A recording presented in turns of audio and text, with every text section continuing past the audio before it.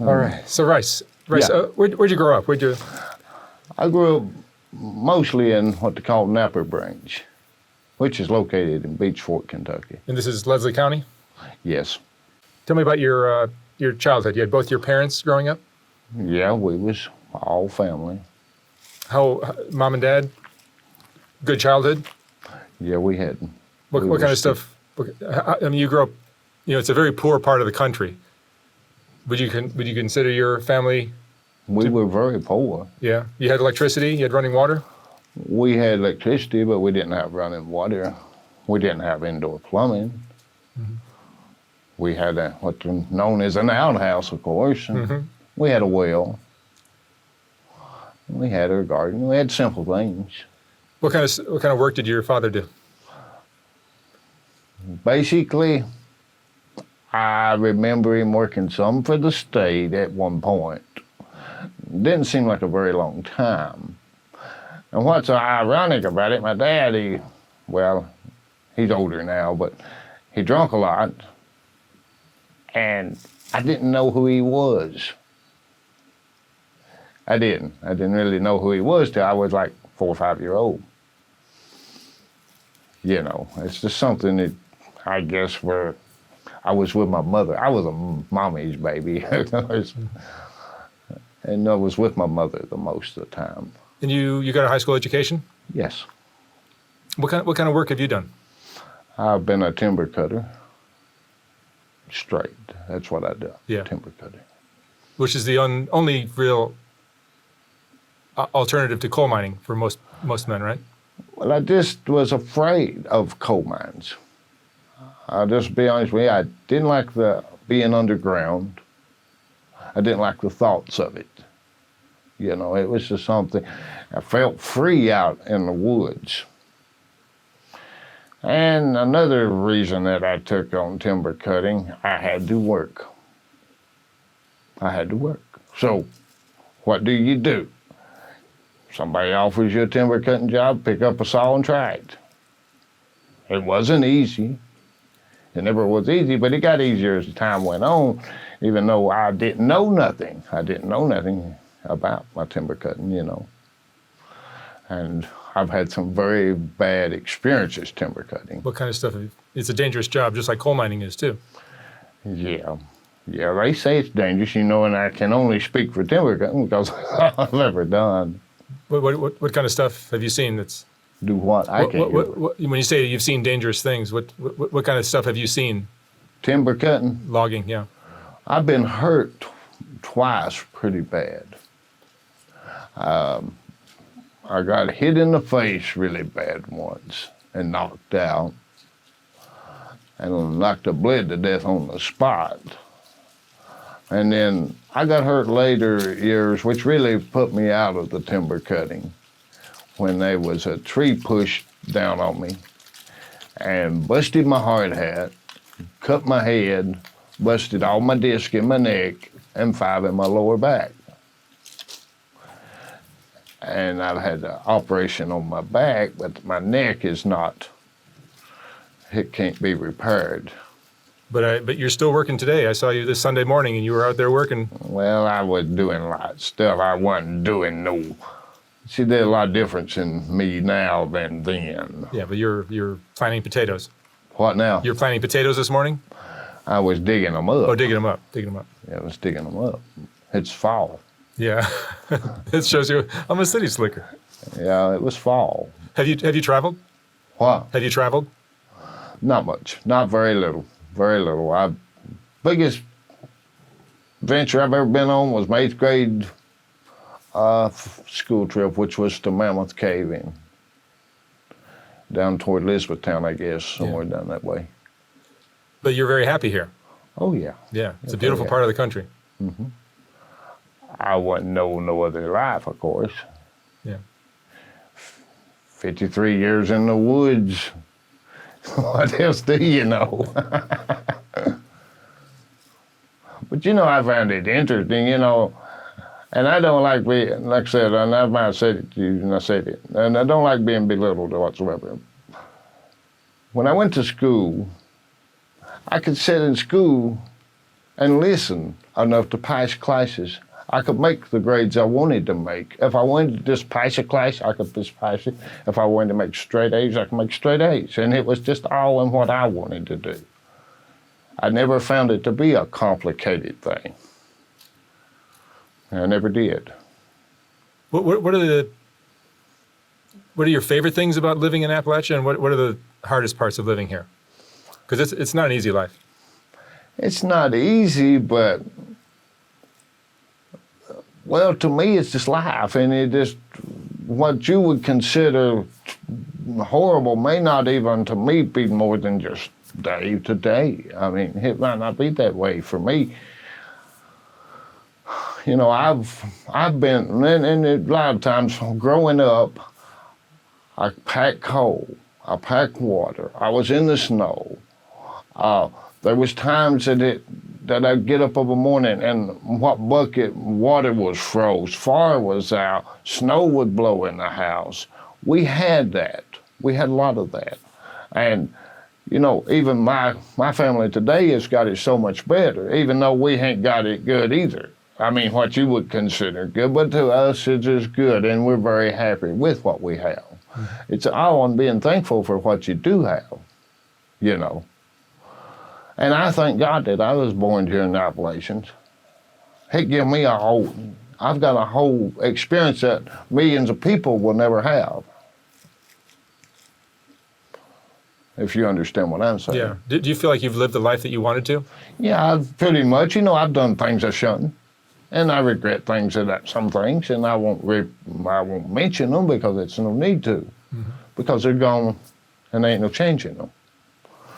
But yeah, I do really enjoy my life, and I enjoy living in Appalachia, and I'm proud of Appalachian people. Yeah. What is it about the Appalachians that makes them so unique? Because they seem to be so willing to help their neighbor. They seem to be so kind. It's the teaching. It's the teaching of loving, godliness, Christianity. Who was our parents and our grandparents? They went to church. They believed in, and they would correct you when you was doing wrong. They instilled it in you as a child. They did. Yeah.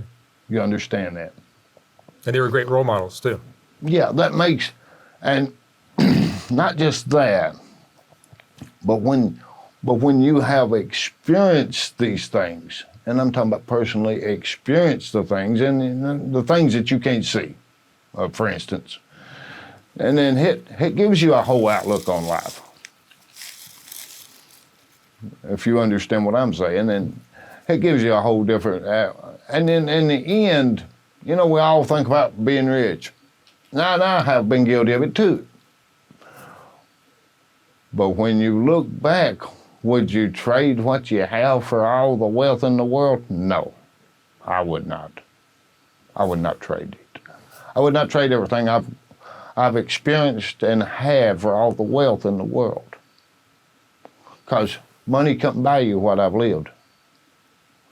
Even though it's been hard at times, like I said, I've been out, I've cut timber, and snow drifted up to my waist. And worked week in and week out for my family. And that was, you know, that was something to do for, is your family. And when you can't give that kind of effort for your family, you don't know what you missed. Growing up here in eastern Kentucky, what's your favorite memory? You know, my favorite memory. That would be, I have memories of my little fox that I had. You had a pet fox? And I still miss her. Is a pet fox that you? I raised her from my daughter and my granddaughter, my wife, I'll give them credit because they's the ones that set up with it and seen to it, you know, a lot of times when it was very small. I was the one found it. But I remember a dog that I had when I was a kid. And he was my friend because my sister was blind. And my brother, he was He was retarded to some extent, and he couldn't be out with me. I didn't have neighbors, and I didn't have nobody to play with but my dog. And I was out walking in the hills. My dog was with me all the time. He was my best friend, in the woods. And I always tried everything that I saw out in the woods to see if it tasted good. If it tasted good, I would eat it.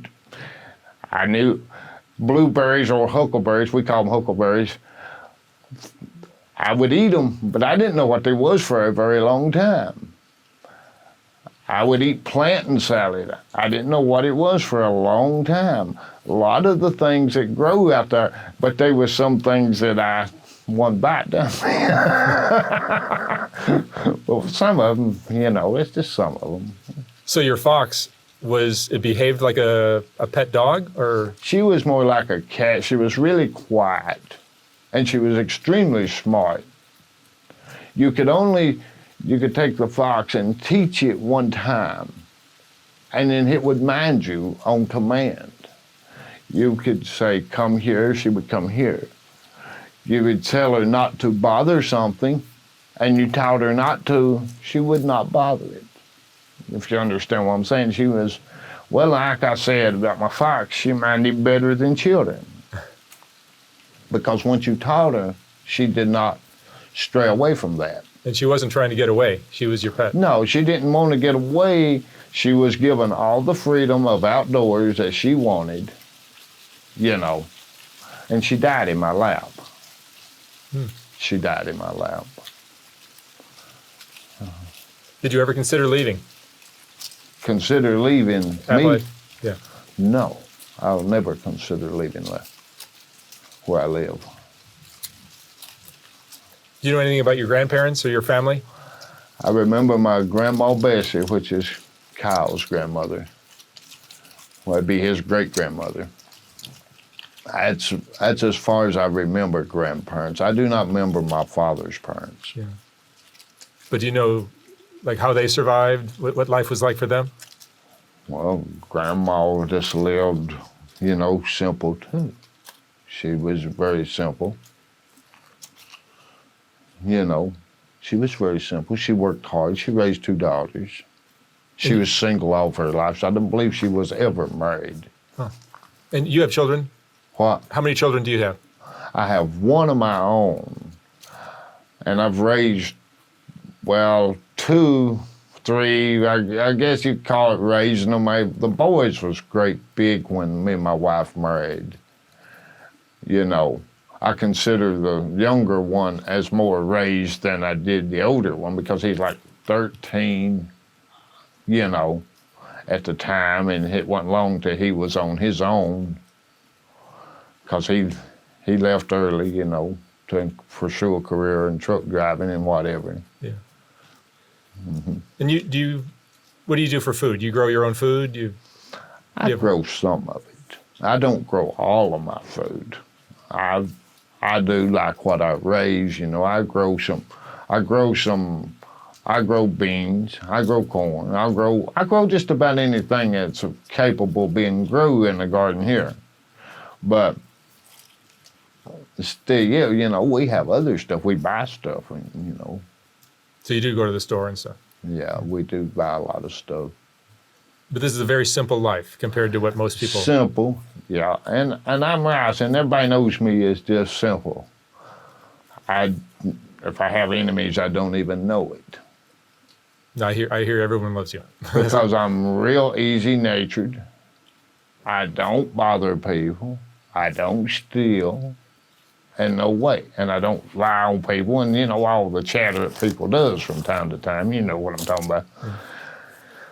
I don't live that type of life. What's the most important lesson you've learned in your life? Most important?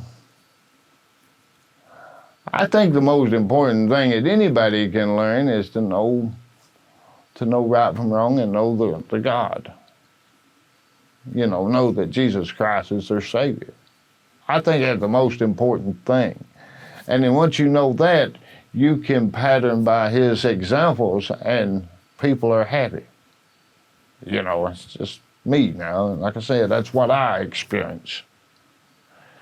Because if you live your life, and I'm not saying I live perfect, now don't get me wrong, but if you do these things, that's where peace is. Peace is something that you accomplish through life, and I'm sure that the day that one dies, they don't have to look back and say, I can't go, I've not got peace. You need peace. And that's the only true peace that I've found. That is the only true peace. What do you think of the future of this region? It seems like the jobs are becoming harder to find, and There is, drugs are kind of taking over. jobs are sometimes hard to find. How willing are you to work? How much will you bear? And what I mean by that, do you think it's easy to step out here with a chainsaw and cut timber every day? In all kinds of elements? Do you think it's really easy? No, it's not. And even then, you know, it would push you to the almost your endurance, to you just say, I don't know if I can go another day with this or not. But you have to reach down and you have to go. And sometimes people are not willing to do that. People say, I'm not going to work because that just pays $7 or $8 an hour. I'm not going to do that. Well, are you not? It's all in your willingness. I think a lot of job is willingness to work. There's people who need stuff done all the time. It may not be your ideal thing to do, but it may not pay your ideal wage. But what do? Sit there and do with that? Or do you get by with what you can? You understand what I'm saying there? That's what I really, that's the way I look at things. I know we don't have the type of people thinks you have to have a structure, infrastructure, and which you probably do. And our population is so small.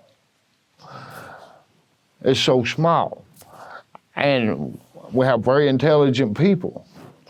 But if you know it, and it's not in the books as education, it doesn't matter. You can't get that job, if you understand that. Being intelligent is one thing. Being schooled is another. There are plenty of people intelligent. There are plenty of people very intelligent here, very willing. And then we have some that ain't. And I guess that goes with all society. I do not know, like I said, I do not have the experience of living in a city, and I don't want it. I see enough of it on TV. I see enough of it. Would I want to go out here and burn buildings down, tear up things? No. No, I wouldn't. It wouldn't be, I don't even know my next door neighbor. I don't even know their name. I don't understand that, because we've always been sociable with one another. Even though we're apart to some extent, we're still sociable. We know our neighbors. We know neighbors to avoid. Yeah. Everybody deserves equal. They deserve equal. We see a lot of this, they say equal, and then it doesn't turn out equal. And I can't be the judge over it anyway. I wouldn't have no knowledge of how to judge over people and make things equal, because I do not have that type of, I don't know what you call it, but anyhow, I do not see the world like that, and I do not understand everything. I don't understand everything. I always thought you'd be good to people, people be good to you, and you live happy. And at times they may step on your toes and you may take low and go on. And at times you may accidentally step on their toes and not realize it. And what I mean by stepping on toes is offending somebody, saying something you shouldn't to them, out of a heated moment saying something that normally you wouldn't say. And then people sometimes will do stuff to you, and then you say, let it go, let it go. It's easier to let it go.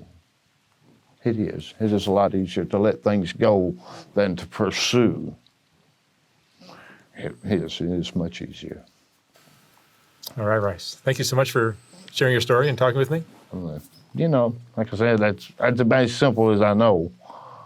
And I would like to think I'm simple. I wouldn't want to think that I was any better. I wouldn't want to think I was any better than anybody. Excellent. Thank you so much. All right then. I'll let you get back to your potatoes. Okay. Thank you.